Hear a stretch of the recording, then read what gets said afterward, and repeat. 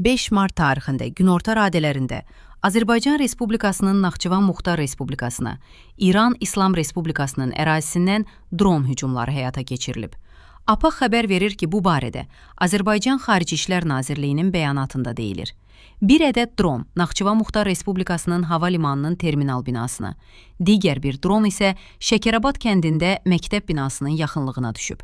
Hava limanının binasına zərər dəyməsi və 2 nəfər mülki şəxsin xəsarət alması ilə nəticələnən İran İslam Respublikası ərazisindən həyata keçirilən bu dron hücumlarını qətiyyətlə pisləyirik.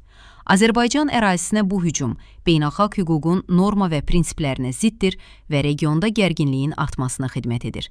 İran İslam Respublikası tərəfindən qısa müddət ərzində qeyd olunan məsələyə aydınlıq gətirilməsini, buna izahat verilməsini və bu kimi halların gələcəkdə təkrarlanmaması üçün zəruri, təxirəsalınmaz tədbirlər görməyi tələb edirik.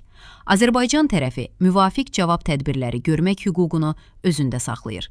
İran İslam Respublikasının Azərbaycan Respublikasındakı fövqəladə və səlahiyyətli səfiri Müçtəba Dəmirçilu Xarici İşlər Nazirliyinə çağırılıb.